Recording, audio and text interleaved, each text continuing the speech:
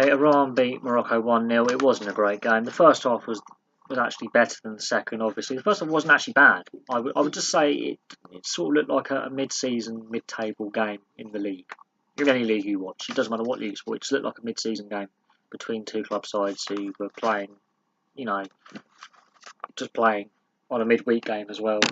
The energy levels dropped in the second half. The amount of fouls went up. There was a lot of stoppages in play. There were two serious injuries, including a severe concussion and a rib injury. That disrupted the flow. That played into Iran's hands. The Iranian goalkeeper played quite well.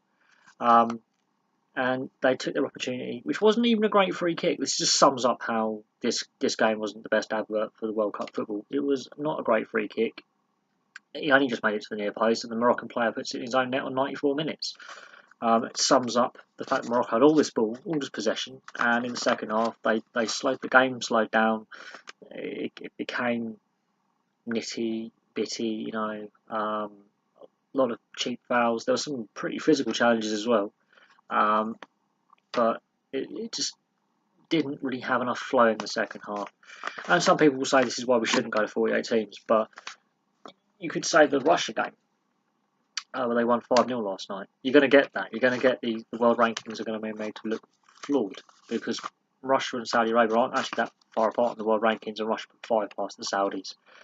And I like to be entertained. I like seeing the underdogs and the unknowns and new players get to play on the world stage and new countries appear. We've got Panama making their debut this World Cup. Morocco haven't played the World Cup for 20 years. Iran haven't won a game at the World Cup for 20 years. I'm not necessarily against the 48 teams, but I think 32 is the right number. It's a good balanced number for the competition. It works well with the group stage, second round, quarterfinals, semi-finals, and final, and all the group phases. When we were at 24, it got a little bit complicated in the second round. There's been some criticisms of some World Cups past. This game wasn't a great advert, but these are not the world-class teams at the top, like the Spains and Portugals that will be playing later on tonight. Uruguay, Egypt was a bit of a damp squib as well. Again, decided late on, but I didn't get to see that game. I was at work, but we've had 2 average games today. And considering some of the players on the show, you would have thought they would have been better. And considering that for the Moroccan players, none of these players they're all kids at school when their nation last played in '98 at the World Cup. They did start brightly. They were dominant, and they either ran out of energy or ran out of ideas. And I think the breaks in play, the constant fouling, the lack of flow to the game, that contributed to that.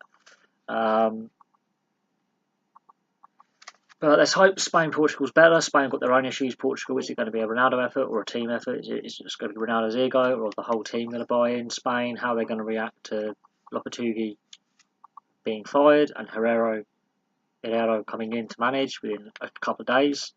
So their preparations being very derailed. Portugal, what Portugal's going to show up? Is it going to be the Ronaldo show or the whole Portuguese team raising their game and taking some of the pressure off Ronaldo? But hopefully it's a better game than the 2 we've seen so far today. I'm not knocking the players on the pitch. They were following the tactics they were given by their coaches. They obviously Russian summers get very hot and humid. You could see some of the players were struggling a little bit with the heat. Could that be part of the reason why there was a bit of struggle? Is it a bit hotter than they expected? We shall see. But anyway, it wasn't the best game. I'm not going to say it's the worst game either. I've seen worse games at a World Cup. But it's the first time goal at the World Cup. We still have not had a draw yet so far. So there's been goals in every game. The average goals per game is, I think, 3.5 average a game, which isn't bad going. So it's already, even though 3 games in, we're already averaging over 3 goals a game. Let's see what Spain and Portugal can produce. Either it's going to be end-to-end, barnstormer, or it's going to be a very tight, cagey affair. I hope it's the end-to-end barnstormer. And with how Spain played 4 years ago at the World Cup, they didn't look great defensively. So let's hope we have a very open game.